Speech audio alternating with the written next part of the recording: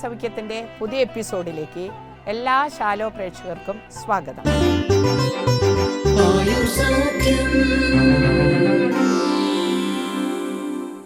എൻ്റെ പേര് sister doctor Austin. ഞാൻ അമല ആയുർവേദ ആശുപത്രിയിൽ ക്ലിനിക്കൽ കൺസൾട്ടൻ്റായിട്ട് ജോലി ചെയ്യുന്നു.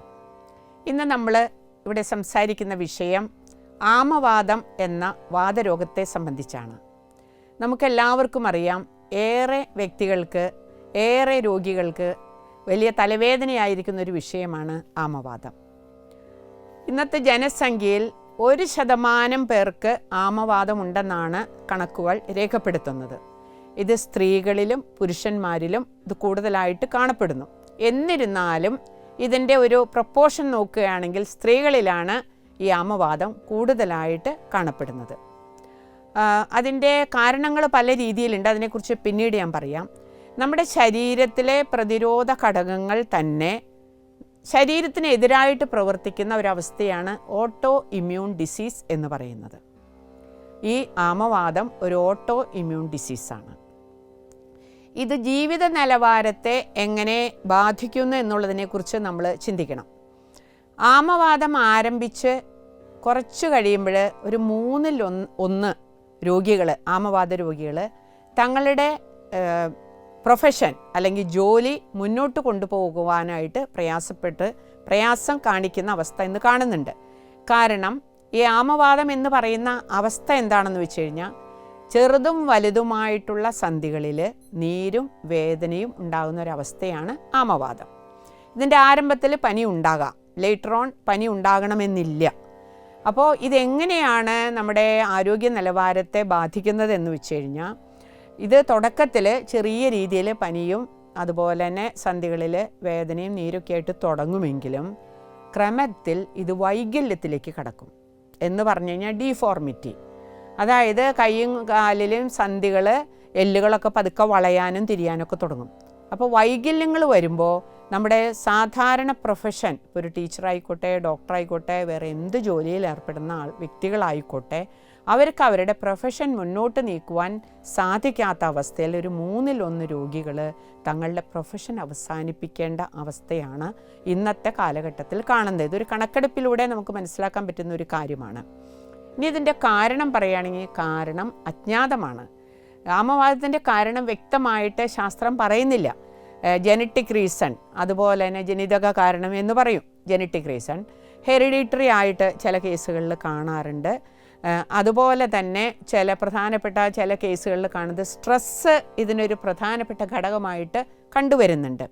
കാരണം തുടർച്ചയായിട്ടുള്ള സ്ട്രെസ്സിലൂടെ കടന്നു പോകുന്ന വ്യക്തികൾക്ക് കാലക്രമത്തിൽ ഇങ്ങനെ ആമവാദത്തിൻ്റെ ലക്ഷണങ്ങൾ കാണാറുണ്ട്.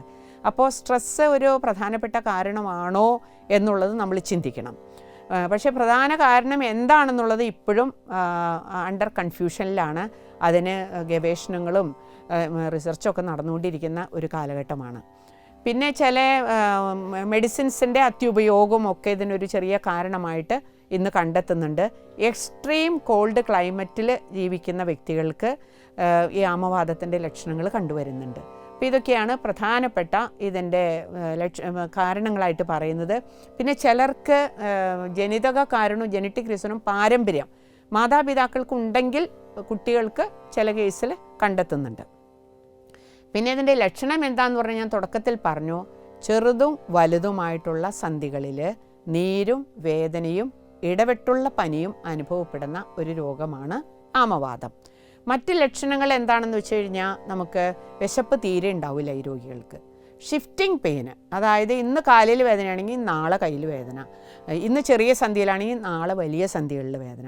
ഇങ്ങനെ ഷിഫ്റ്റിംഗ് പെയിൻ ഇതിൻ്റെ ഒരു പ്രധാന ലക്ഷണമായിട്ട് ഇന്ന് നമുക്ക് കണ്ടെത്താൻ സാധിക്കുന്നുണ്ട്. അപ്പോൾ ഇതിൻ്റെ കാരണങ്ങൾ പറഞ്ഞു, പിന്നെ ഇതിൻ്റെ ലക്ഷണങ്ങൾ നമ്മൾ ഡിസ്കസ് ചെയ്തു. പിന്നെ ഇത് എങ്ങനെയാണ് നമുക്ക് കണ്ടെത്താൻ പറ്റുന്നത്, ഇൻവെസ്റ്റിഗേഷൻസ് എന്തൊക്കെയാണ്? നമ്മൾ പ്രധാനപ്പെട്ട ഇൻവെസ്റ്റിഗേഷൻ ബ്ലഡ് ഇൻവെസ്റ്റിഗേഷൻ തന്നെയാണ്. അതിൽ കംപ്ലീറ്റ് ബ്ലഡ് കൗണ്ട് ചെക്കിങ്, അതായത് അതിൽ ESR വളരെ കൂടുതലായിട്ട് ഇരിക്കും ഈ രോഗികളിൽ. പിന്നെ ഹീമോഗ്ലോബിൻ്റെ അളവ്, അതായത് ഇരുമ്പ് സത്തിൻ്റെ അളവ് ഈ രോഗികളിൽ കുറവായിട്ട് കണ്ടെത്തുന്നുണ്ട്. പക്ഷേ എല്ലാ ആമവാദ രോഗികളിലും ESR വളരെയധികം റേസ് ചെയ്തിട്ടാണ് കണ്ടേക്കണത്. ഇപ്പോൾ എനിക്ക് വരുന്ന കേസുകളിലൊക്കെ 100, 130 വരെയൊക്കെ ESR ഹൈ ആയിട്ട് കണ്ടിട്ടുണ്ട് കേസുകളിൽ. പിന്നെ നമ്മൾ CRP, CCP, ബ്ലഡ് ചെക്കപ്പ്, ഇങ്ങനെയൊക്കെയുള്ള ടെസ്റ്റുകൾ കാണും. ഇത് ക്രമത്തിൽ ഇത് നമ്മുടെ വൈകല്യങ്ങളിലേക്ക് കടക്കുന്നതുകൊണ്ട് ഇതിന് കാൽസ്യം ടെസ്റ്റ് അതും കൂടി ഒരുപാട് സഹായം ചെയ്യും. അതുപോലെ തന്നെ എന്തെങ്കിലും തരത്തിലുള്ള ഡയബറ്റിക്കോ അങ്ങനെയൊക്കെ ഉണ്ടെങ്കിൽ നമ്മുടെ ബ്ലഡ് ഷുഗറിൻ്റെ ചെക്കിങ്ങും കൂടി നമ്മൾ ചെയ്യുന്നത് വളരെ ഉപകാരപ്രദമായിരിക്കും. ഇതൊക്കെയാണ് ഇതിന് പ്രധാനപ്പെട്ട ഇൻവെസ്റ്റിഗേഷൻസ്. ഇനി ഇതിൻ്റെ റിസ്ക് ഫാക്ടർ എന്താണെന്ന് വെച്ച് കഴിഞ്ഞാൽ പുകവലി, മദ്യപാനം, പിന്നെ തണുത്ത കാലാവസ്ഥയിൽ ജോലി ചെയ്യുന്നവർക്കൊക്കെ ഈ രോഗം പെട്ടെന്ന് എഫക്റ്റ് ചെയ്യുന്നതായിട്ട് കണ്ടിട്ടുണ്ട്. അതിൻ്റെ ഇവർക്കൊക്കെ കൂടുതൽ റിസ്ക്കാണ്. ഇവർക്കൊക്കെ ഈ രോഗം ബാധിക്കാനായിട്ടുള്ള അവസ്ഥകൾ കൂടുതലാണ്. പിന്നെ ചില കേസുകളിൽ ആൻറ്റി ഡിപ്രസൻ്റ് കഴിക്കുന്ന, അതായത് ഡിപ്രഷൻ രോഗികൾ, മനസ്സിന് വൈകല്യമുള്ളവർ ഒക്കെ അതിൻ്റെ മരുന്നെടുക്കുന്നവർക്ക് അതിൻ്റെ സൈഡ് ഇഫക്റ്റായിട്ട് ചില കേസുകളിൽ ഇത്തരത്തിലുള്ള ആമവാദത്തിൻ്റെ ലക്ഷണങ്ങൾ നമുക്ക് കണ്ടെത്താനായിട്ട് കഴിയുന്നുണ്ട്. ഇനി എന്താണ്, അതായത് സൈനോവിയൽ ഫ്ലൂയിഡ്, ഓരോ സന്ധികളുടെ ഇടയിൽ ഒരു സൈനോവിയൽ ഫ്ലൂയിഡ് ഉണ്ട്. നമ്മുടെ ചെറുതും വലുതുമായിട്ടുള്ള എല്ലാ സന്ധികളുടെ ഇടയിൽ ഒരു ഫ്ലൂയിഡ് ഉണ്ട്. ആ ഫ്ലൂയിഡിൻ്റെ പേരാണ് സൈനോവിയൽ ഫ്ലൂയിഡ്.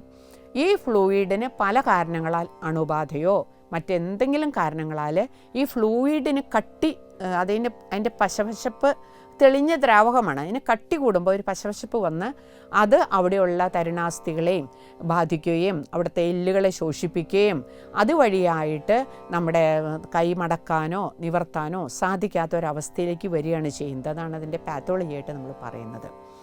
ഇനി നമുക്ക് അതിൻ്റെ കോംപ്ലിക്കേഷൻ എന്തൊക്കെയാണ്? ഇപ്പോൾ ആമവാദം വന്നു, എന്തൊക്കെ കോംപ്ലിക്കേഷൻസാണ് അതുമൂലം നമുക്ക് ഉണ്ടാവുകയെന്ന് വെച്ച് കഴിഞ്ഞാൽ അത് ഹാർട്ട് ഡിസീസിലേക്ക് ചിലരെ നയിക്കുന്നു. ഹാർട്ട് ഡിസീസ്, പ്രമേഹം, ഓവർ വെയ്റ്റ്, ഡിപ്രഷൻ, അതോടൊപ്പം തന്നെ ഉറക്കക്കുറവ്, പിന്നെ വൈകല്യങ്ങൾ, ഡീഫോർമിറ്റി. കുറച്ച് കഴിയുമ്പോൾ അത് കൈയും കാലും വളഞ്ഞും അതൊക്കെ പല രീതിയിൽ വിരലുകൾക്കൊക്കെ ഷേപ്പൊക്കെ തന്നെ മാറും. കാലുകളുടെ വിരലുകൾക്ക് ഷേപ്പ് മാറും. ഇനി നമുക്ക് പറയാനുള്ളത് എൻ്റെ ട്രീറ്റ്മെൻറ്റ് മൊഡാലിറ്റിയാണ്. അപ്പോൾ ട്രീറ്റ്മെൻറ്റ് മൊഡാലിറ്റിയെ കുറിച്ച് പറയുന്നതിന് മുമ്പ് എനിക്ക് വ്യക്തിപരമായിട്ടുള്ള 2 ചികിത്സാ അനുഭവങ്ങൾ, ഒരുപാട് പേഷ്യൻസ് റൂമറ്റോയ്ഡ് ആർത്രൈറ്റിസ് ആയിട്ട് നമ്മുടെ ഹോസ്പിറ്റലിൽ, അമല ആയുർവേദ ഹോസ്പിറ്റലിൽ വരാറുണ്ട്, ട്രീറ്റ് ചെയ്തിട്ടുണ്ട്. അതിൽ ടിപ്പിക്കലായിട്ടുള്ള 2 കേസിനെ കുറിച്ചിട്ട് സംസാരിക്കാൻ ആഗ്രഹിക്കുകയാണ്. ഒന്ന്, അത് ഒരു സിസ്റ്ററായിരുന്നു അവർ. ഞാൻ കോട്ടയ്ക്കൽ ആയുർവേദശാലയിൽ ആയുർവേദം BAM പഠിക്കുന്ന സമയത്ത് അവിടുത്തെ നേഴ്സിംഗ് ഹോമിൽ ഈ സിസ്റ്റർ ഏകദേശം ഒരു 10-30 കൊല്ലം മുമ്പ്, അല്ലെങ്കിൽ ഒരു 33 കൊല്ലം മുമ്പ് ഈ സിസ്റ്റർ അവിടെ ആമവാദമായിട്ട് ട്രീറ്റ്മെൻറ്റ് എടുക്കാനായിട്ട് വരാറുണ്ട്. കോഴിക്കോട് ഒരു കോളേജിലെ പ്രൊഫസറായിരുന്നു. അപ്പോൾ അവർ വന്നിരുന്ന് എല്ലാ വർഷവും, ഞാനിവിടെ പഠിക്കുന്ന എല്ലാ വർഷവും ഒരു ആമവാദത്തിൻ്റെ ട്രീറ്റ്മെൻറ്റ് എടുത്ത് പോകാറുണ്ട്. അങ്ങനെ ഞാൻ പിന്നെ അവരെ കണ്ടിട്ടില്ല. അമലയിൽ വന്നിട്ട് 22 വർഷങ്ങൾക്ക് ശേഷം ഈ സിസ്റ്റർ പെട്ടെന്ന് എങ്ങനെയോ ഞാൻ അമലയിലുണ്ടെന്ന് അറിഞ്ഞിട്ട് ഫോൺ ചെയ്ത് അപ്പോയിൻമെൻ്റ് എടുത്ത് എന്നെ കാണാൻ വന്നു. ഞാൻ അതിശയിച്ചു പോയി. ഞാൻ ആ പേഷ്യൻറ്റിനെ കണ്ടേക്കണത് വർഷങ്ങൾക്ക് മുമ്പ്, എങ്ങനെ പോയാലും 25-30 വർഷത്തിന് മുമ്പാണ് ഈ പേഷ്യൻറ്റിനെ ഞാൻ കണ്ടിരിക്കുന്നത്. അന്നുള്ള പോലെ തന്നെ ഉണ്ട്. എന്നാൽ ആമവാദം പൂർണ്ണമായിട്ട് മാറിയിട്ടുണ്ടോ? ഇല്ല. പക്ഷേ ഡീഫോർമിറ്റി ഒന്നും വന്നിട്ടില്ല. ഇപ്പോഴും തിരിച്ച് സന്ധിവേദനയും ബുദ്ധിമുട്ടുകളൊക്കെ ഉണ്ട്. അപ്പം ഞാനത് മനസ്സിലാക്കിയത് ആയുർവേദ ചികിത്സ കൊണ്ട് ആമവാദത്തിൻ്റെ എഫിക്കസി അല്ലെങ്കിൽ അതിൻ്റെ ഫലദായകത്വം എത്ര വലുതാണെന്ന് ഞാൻ മനസ്സിലാക്കിയത് ഈ സിസ്റ്റർ പേഷ്യൻറ്റിനെ കണ്ടിട്ടാണ്. അപ്പോൾ ഇവിടെ വന്ന് നമ്മൾ കൊടുക്കാവുന്ന ആമവാദത്തിൻ്റെ ട്രീറ്റ്മെൻറ്റ് മൊഡാലിറ്റീസൊക്കെ നമ്മൾ കൊടുത്തു. ആളൊരുവിധമൊക്കെ സുഖപ്പെട്ടു പോയി. പിന്നെ വേറൊരു കേസ് എനിക്ക് പറയാനായിട്ടുള്ളത്, തുടർച്ചയായിട്ട് ഏകദേശം ഒരു 15 കൊല്ലത്തോളമായിട്ട് അമല ആയുർവേദത്തിൽ വരുന്ന ഒരു ട്രിച്ചി എന്നുള്ള ഒരു ക്ലോയിസ്റ്റേഡ് കോൺവെൻറ്റിൽ ഒരു സിസ്റ്ററാണ്. അപ്പോൾ ഈ സിസ്റ്ററിന് പെട്ടെന്ന് ഇങ്ങനെ വരികയുണ്ടായത് ആമവാദം. എന്നിട്ട് തുടർച്ചയായി ഇപ്പോൾ 16-17 വർഷമായിട്ട് സിസ്റ്റർ നമ്മുടെ ട്രീറ്റ്മെൻറ്റ് എടുത്തുകൊണ്ടിരിക്കുകയാണ്. അതുകൊണ്ട് വല്ലാണ്ട് അങ്ങോട്ട് വേഴ്സായിട്ടില്ല, എന്നാൽ ആമവാദം പൂർണ്ണമായിട്ട് കംപ്ലീറ്റ് ക്യൂറലായിട്ടില്ല. കാരണം വെച്ച് കഴിഞ്ഞാൽ ഒത്തിരി ക്രോണിക്കായിട്ടാണ് ഇവരൊക്കെ നമ്മുടെ അടുത്ത് വന്നത്, പഴകിയ അവസ്ഥയിലാണ് വന്നത്. അതുകൊണ്ട് നമുക്കതിനെ മെയിൻ്റനൻസ് ഡോസ് കുറച്ച് ക്യൂർ ചെയ്യുക, കുറച്ച് മെയിൻറ്റെയിൻ ചെയ്യുക, കുറച്ച് അതിൻ്റെ വൈകല്യങ്ങളെ പ്രിവെൻറ്റ് ചെയ്യുക, ഇതൊക്കെയാണ് നമ്മുടെ ട്രീറ്റ്മെൻറ്റ് കൊണ്ട് നമുക്ക് സാധിക്കുന്നത്. ഇനി എന്താണ് ഇതിൻ്റെ ട്രീറ്റ്മെൻറ്റ്? അതാണ് നമ്മൾ മനസ്സിലാക്കേണ്ടത്. ഇതിൻ്റെ ട്രീറ്റ്മെൻറ്റ് എന്താണെന്ന് വെച്ച് കഴിഞ്ഞാൽ ഇതിന് വളരെ പ്രധാനമായിട്ട് കൊടുക്കേണ്ടത് ലംഘന ചികിത്സയാണ്. ലംഘനം എന്ന് പറഞ്ഞു കഴിഞ്ഞാൽ രൂക്ഷസ്വേദങ്ങളും ഉപവാസങ്ങളും, അതായത് ഫാറ്റി ഫുഡ് കംപ്ലീറ്റ് ഒഴിവാക്കണം, നോൺ വെജിറ്റേറിയൻ ഫുഡ് ഒഴിവാക്കണം, പിന്നെ നമുക്ക് കൊടുക്കേണ്ടത് രൂക്ഷസ്വേദങ്ങൾ എന്ന് പറയും. മണൽ, അതോടൊപ്പം തന്നെ തവിട്, ഉപ്പ്, ഇതൊക്കെ കല്ലുപ്പ്, ഇതൊക്കെ വറുത്ത് കിഴിയാക്കി രൂക്ഷസ്വേദങ്ങളാണ് നമ്മൾ കൊടുക്കേണ്ടത്. വന്ന ഉടനെ തന്നെ എണ്ണ പുരട്ടി നമ്മൾ അവർക്ക് മസാജ് കൊടുക്കാൻ പാടില്ല. ഇപ്പം നമ്മൾ ഇത് ആമവാദമാണോ എന്ന് ഡയഗ്നോസ് ചെയ്യാൻ, ഇപ്പം നമുക്കൊരു സന്ധിവാദം വന്നു, ഇത് ആമവാദമാണോ ഏത് ടൈപ്പ് വാദമാണോ എന്ന് ഡയഗ്നോസ് ചെയ്യാൻ വേണ്ടിയിട്ട് നമ്മൾ ചെയ്യാവുന്നൊരു ഡയഗ്നോസ്റ്റിക് ആസ്പെക്റ്റ് എന്ന് പറയുന്നത് ഈ പേഷ്യൻറ്റിന് കുറച്ച് എണ്ണ തേക്കാൻ കൊടുത്തു. നമ്മൾ എന്തെങ്കിലും ആവട്ടെ, എണ്ണ തേലും കൊടുത്തു, എന്തായാലും ആയാലും നമ്മൾ കൊടുത്തു കഴിഞ്ഞാൽ പിറ്റേ ദിവസം ഈ പേഷ്യൻറ്റിൻ്റെ വേദന കൂടിയെങ്കിൽ ഡെഫിനറ്റായിട്ട് നമുക്ക് പറയാൻ പറ്റും ഈ പേഷ്യൻറ്റിന് ആമവാദമാണ്. അതായത് തുടക്കത്തിൽ എണ്ണമയം, സ്നേഹന ചികിത്സ, ഓയിൽ മസാജസ്, അതുപോലെയുള്ള ഈ കൊഴുപ്പ്, അതായത് എണ്ണമയമായിട്ടുള്ള ഒന്നും തന്നെ ഉള്ളിലേക്കോ പുറത്തേക്കോ രോഗിക്ക് കൊടുക്കാൻ പാടില്ല. അത് ആമവാദത്തിൻ്റെ ഒരു ചികിത്സാ തത്വമാണ്. അതുകൊണ്ട് നമ്മൾ ആദ്യം കൊടുക്കേണ്ടത് ഡ്രൈ സ്വേദങ്ങൾ, രൂക്ഷസ്വേദങ്ങൾ. ഞാൻ നേരത്തെ പറഞ്ഞ മണൽ, തവിട്, കല്ലുപ്പ് ഇതൊക്കെ വറുത്ത് ചൂടാക്കി കിഴി പിടിക്കണം. അങ്ങനെ ആമാവസ്ഥയെ, ഒരു ദഹനാവസ്ഥയെ അല്ലെങ്കിൽ ആ ഇൻഡൈജഷനെ ശമിപ്പിച്ച് രോഗിക്ക് വിശപ്പും ഒക്കെ വന്നു തുടങ്ങി, പനിയൊക്കെ കുറഞ്ഞു, അങ്ങനെയൊക്കെയുള്ളൊരു സ്റ്റേജ് വരുമ്പോൾ നമ്മൾ പതുക്കെ എണ്ണ പ്രയോഗിച്ചു കൊടുക്കാം. ആ സ്റ്റേജ് വരാൻ ചില കേസിൽ 5 ദിവസം 12 ദിവസമൊക്കെ വേണ്ടി വരും. അപ്പോൾ രൂക്ഷസ്വേദം കഴിഞ്ഞപ്പോൾ നമ്മൾ ആവിക്കിഴിയാണ് കൊടുക്കുക. കോലകുലത്തതി ചൂർണ്ണം കൊണ്ട് ആവിക്കിഴി കൊടുക്കുന്നു. അങ്ങനെ ആവിക്കിഴിയും കഴിഞ്ഞ് കഴിയുമ്പോഴത്തേക്കും കുറച്ച് വിശപ്പും വേദനയൊക്കെ ഒന്ന് കുറഞ്ഞു, കുറച്ചും കൂടി ഫ്ലെക്സിബിലിറ്റിയൊക്കെ ആയി എന്ന് വരുമ്പോഴാണ് നമ്മൾ എന്ത് കൊടുക്കേണ്ടത്, നമ്മൾ തൈലപ്രയോഗം സ്റ്റാർട്ട് ചെയ്യുന്നത്. അതിൽ കൊട്ടൻ ചുക്കാതി, പിണ്ണതൈലം, കർപ്പൂരാദിയൊക്കെ നമ്മൾ രോഗത്തിനും രോഗിക്കും അനുസരിച്ച് നമ്മൾ കൊടുക്കുന്നു. പിന്നെ നമുക്ക് കൊടുക്കാവുന്നത് ചില കേസിൽ ലേറ്റർ സ്റ്റേജിലാണ്, ഒരു 2 ആഴ്ചയോ കഴിഞ്ഞിട്ടേ പാടുള്ളൂ. ഇലക്കിഴി കൊടുക്കാം, ചില കേസിൽ പിഴിച്ചിൽ കൊടുക്കാം. ഇതിൽ ക്ഷീരവസ്ഥയാണ് കൂടുതൽ ഇഫക്റ്റീവായിട്ട് കണ്ടിരിക്കുന്നത് ഈ രോഗത്തിൽ. പിന്നെ പഥ്യാപഥ്യങ്ങളെക്കുറിച്ച് നമ്മൾ പറയുമ്പോൾ ഇൻറ്റേർണൽ മെഡിക്കേഷൻ ഒരു പോയിൻ്റ് പ്രധാനപ്പെട്ടാണ്. അതിന് അമൃതോത്തരം കഷായം, ഗോറോജനാദി ഗുളിക, അമൃതാരിഷ്ടം, ബലാരിഷ്ടം, പുനർനവാസവം, ദശമൂല ഹരിതകി ലേഹ്യം, ആമവാദാരി രസം. പിന്നെ അതിലും നമ്മുടെ ഈ ബൊസീറ എന്ന് പറഞ്ഞൊരു ടാബ്ലറ്റ് ഉണ്ട്, ഒരു ക്യാപ്സൂൾ ഉണ്ട്, അത് കൊടുക്കാം നമുക്ക്. ബൊസീറ 600, ബൊസീറ 400 ഇതെല്ലാം നമ്മൾ കൊടുക്കും.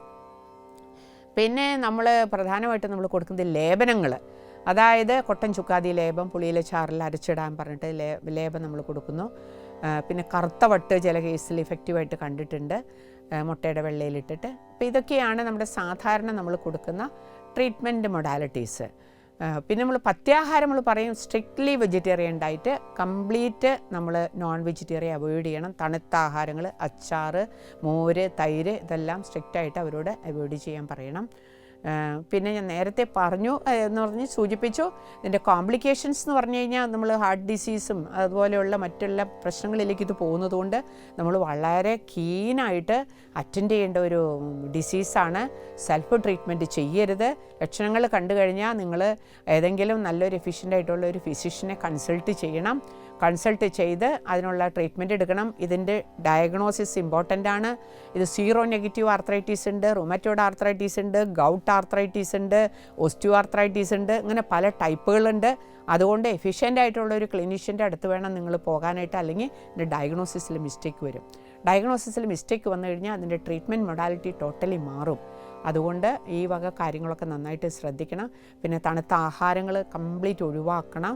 പിന്നെ പുളിപ്പുള്ള ഫ്രൂട്ട്സുകൾ നമ്മൾ ഒഴിവാക്കണം. പിന്നെ നോൺ വെജിറ്റേറിയൻ ഞാൻ നേരത്തെ പറഞ്ഞതാണ്. ലൈറ്റ് ഫുഡ്, ഫ്രൂട്ട്സ്, പിന്നെ ഡ്രൈ ഫ്രൂട്ട്സ് നല്ലതാണ്. ലൈറ്റ് ഫുഡ്, എളുപ്പം ദഹിക്കുന്ന ആഹാരങ്ങൾ കൊടുക്കണം. കുറേ നാളത്തേക്ക് നമ്മൾ നോൺ വെജിറ്റേറിയനും തണുത്ത പ്രതലത്തിലൂടെയുള്ള യാത്രകൾ, തണുത്ത വെള്ളം കുടിക്കുക, അതൊക്കെ നമ്മൾ സ്ട്രിക്റ്റായിട്ട് ഒഴിവാക്കേണ്ട കാര്യങ്ങളാണ്.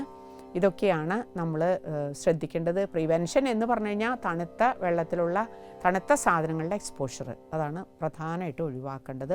പിന്നെ മൈൻഡിനെ സ്ട്രെസ് ഒഴിവാക്കുക, മൈൻഡിനെ ശാന്തമാക്കുക. എല്ലാത്തിലും നമ്മൾ പറയും കുറച്ച് മൈൻഡ് ശാന്തമായിട്ട്, കുറച്ച് തുറന്ന മനസ്സ്, പിന്നെ മനസ്സിലെ നെഗറ്റിവിറ്റിയൊക്കെ കളയണം. മനസ്സിൽ വെറുപ്പ്, വിരോധം അങ്ങനെയൊക്കെയുള്ള ആ മൈൻഡ് എപ്പോഴും പോസിറ്റീവ് മൈൻഡായിരിക്കണം.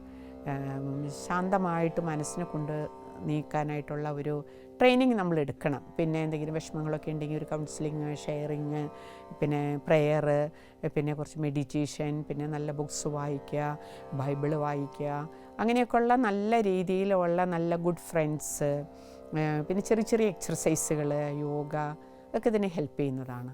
അപ്പോൾ ഇതൊക്കെയാണ് നമ്മൾ പ്രധാനമായിട്ടും ആമവാദത്തിൽ ശ്രദ്ധിക്കേണ്ട കാര്യം. ഞാൻ വീണ്ടും പറയുകയാണ്, ആമവാദവും അതുപോലെയുള്ള ജോയിൻറ്റ് പെയിനുകൾ, സന്ധിവാദങ്ങൾ വന്നു കഴിഞ്ഞാൽ ഒരു പ്രോപ്പറായിട്ടുള്ളൊരു കൺസൾട്ടൻറ്റിനെ ഡോക്ടറിനെ നിങ്ങൾ കാണിക്കണം. സെൽഫ് ട്രീറ്റ്മെൻറ്റ് എടുക്കരുത്. ചിലത് നമ്മൾ ആരംഭത്തിൽ തന്നെ അത് കണ്ടുപിടിക്കപ്പെട്ട് കഴിഞ്ഞാൽ ചികിത്സ ചെയ്ത് കഴിഞ്ഞാൽ മാറാവുന്നതേ ഉള്ളൂ. അതുകൊണ്ട് അത് പ്രത്യേകം ശ്രദ്ധിക്കണമെന്ന് വീണ്ടും വീണ്ടും ഓർമ്മപ്പെടുത്തുകയാണ്. ആമവാദം പൂർണ്ണമായി ചികിത്സിച്ച് ഭേദമാക്കുവാൻ സാധിക്കുമോ? ആരംഭത്തിൽ ഞാൻ പറഞ്ഞില്ലേ നേരത്തെ, ഇത് ഇങ്ങനെയുള്ള സന്ധിവേദനകളൊക്കെ നമ്മൾ നല്ല പ്രോപ്പറായിട്ടുള്ള ഒരു കൺസൾട്ടൻറ്റ് ഫിസിഷ്യനെ നിങ്ങൾ കോണ്ടാക്റ്റ് ചെയ്യണം. അങ്ങനെ കോണ്ടാക്ട് ചെയ്ത് അതിൻ്റെ തുടക്കമാണെങ്കിൽ നമുക്ക് അതിൻ്റെ വളരെ പെട്ടെന്ന് തന്നെ നമുക്ക് ചികിത്സിച്ച് ഭേദമാക്കാൻ പറ്റും. അത് കുറച്ചും കൂടെ അത് പഴകിപ്പോയെങ്കിൽ ഒരു 3 കോഴ്സ് ട്രീറ്റ്മെൻറ്റ്, അഡ്മിറ്റഡ് ട്രീറ്റ്മെൻറ്റ് ആയുർവേദത്തിൽ ആവശ്യമാണ്. അപ്പോൾ എപ്പോഴും നമ്മൾ ആരംഭത്തിൽ അത് കണ്ടെത്തി ചികിത്സിച്ച് കഴിഞ്ഞാൽ അത് പൂർണ്ണമായിട്ടും ഭേദപ്പെടുത്താൻ പറ്റും. ആമവാദത്തിന്റെ ആരംഭത്തിൽ എന്തുകൊണ്ടാണ് തൈലം പുരട്ടുവാൻ പാടില്ല എന്ന് പറയുന്നത് ഡോക്ടർ? അതായത് ആമവാദത്തിൽ അതൊരു കഫജ രോഗമാണ്, മേധോ രോഗമാണത്. അതായത് കഫവർദ്ധനവുള്ള, കഫം വർദ്ധിച്ചിട്ടുണ്ടാകുന്ന, കഫമുണ്ട് വാദമുണ്ട്. അപ്പോൾ 2 കോപങ്ങൾ, കഫവാദങ്ങളിലെ കോപങ്ങൾ ഇവിടെ സംഭവിക്കുന്നുണ്ട്. അപ്പോൾ കഫത്തിൻ്റെ അസോസിയേഷനുള്ള ഈ വാതരോഗങ്ങളിൽ ഈ രോഗമായതുകൊണ്ട് ഇതിൽ നമ്മൾ ഓയിൽ പറ്റില്ല. അപ്പോൾ അതുകൊണ്ടാണ് നമ്മൾ കഫത്തെ ആദ്യം ഒന്ന് കൺട്രോൾ ആക്കണം, ഒന്ന് ശമനപ്പെടുത്താനാണ് നമ്മൾ രൂക്ഷസ്വേദങ്ങൾ, മണൽക്കിഴി, ഉപ്പുകിഴിയൊക്കെ നമ്മൾ അഡ്വൈസ് ചെയ്യുന്നത്. എണ്ണ തൊടാൻ പാടില്ല എന്ന് പറയുന്നത്. എണ്ണ പ്രയോഗമില്ലാതെയുള്ള രൂക്ഷസ്വേദങ്ങളാണ് ഇതിൽ കൂടുതൽ ഇഫക്റ്റീവായിട്ടിരിക്കുന്നത്. ആമവാദവും രക്തവാദവും തമ്മിലുള്ള വ്യത്യാസം എന്തെന്ന് ഒന്ന് വിശദീകരിക്കാമോ? ആമവാദവും രക്തവാദം എന്ന് പറഞ്ഞു കഴിഞ്ഞാൽ, നമ്മളൊരു പേഷ്യൻ്റ് OPയിൽ വരുമ്പോൾ ആദ്യം നമ്മൾ ചോദിക്കേണ്ടത് ഇത് ഏതൊക്കെ സന്ധികളിൽ വേദന നീരുണ്ട്, ഒന്നാമത്തെ ചോദ്യം. രണ്ടാമത്തെ ചോദ്യം, ഈ രോഗത്തിൽ ഈ നീരും വേദനയുള്ള സ്ഥലത്ത് ചുവപ്പ് നിറമുണ്ടോ, പുകച്ചിലുണ്ടോ, അടുത്ത ചോദ്യം. ഈ 2-3 ചോദ്യങ്ങൾ ചോദിച്ചു കഴിഞ്ഞാൽ പുകച്ചിലുണ്ട്, ചുവന്ന നിറപ്പാടുണ്ട്, ആ ജോയിൻറ്റിൻ്റെ സ്വെല്ലിങ്ങിൻ്റെ സ്ഥലത്ത് ചുവപ്പുണ്ട്, നമുക്ക് തന്നെ നോക്കി അറിയാം. അങ്ങനെ ഉണ്ടെങ്കിൽ അത് രക്തവാദമാണ്. അല്ലാത്ത സാധാരണ മറ്റ് ചെറുതും വലുതുമായിട്ടുള്ള ജോയിൻറ്റുകളിലൊക്കെ വേദനയും നീരുണ്ട് എന്ന് പറഞ്ഞാൽ, പനി അസോസിയേറ്റഡ് ആയിട്ടുണ്ട് ഡോക്ടർ എന്ന് പറഞ്ഞാൽ, വിശപ്പ് കുറവുണ്ടെന്ന് പറഞ്ഞാൽ അത് ആമവാദമാണ്. പിന്നെ അതിൻ്റെ ബ്ലഡ് ടെസ്റ്റിലാണ് ഇതിൽ യൂറിക് ആസിഡ് ഹൈക്കായിട്ടായിരിക്കും. യൂറിക് ആസിഡ് ഏതിൽ? രക്തവാദത്തിൽ. മറ്റതിൽ ESR നല്ലോണം ഹൈ ആയിട്ടായിരിക്കും. യൂറിക് ആസിഡ് അതിൽ കൂടണമെന്നില്ല ആമവാദത്തിൽ. ഇത് വേറൊരു പ്രധാന ലക്ഷണമായിട്ടാണ് നമ്മൾ കാണുന്നത്. അതിൽ 6 ഫാക്ടറാണ് പോസിറ്റീവ് വരിക. ഇവിടെ യൂറിക് ആസിഡാണ് പോസിറ്റീവായിട്ട് വരിക രക്തവാദത്തിൽ.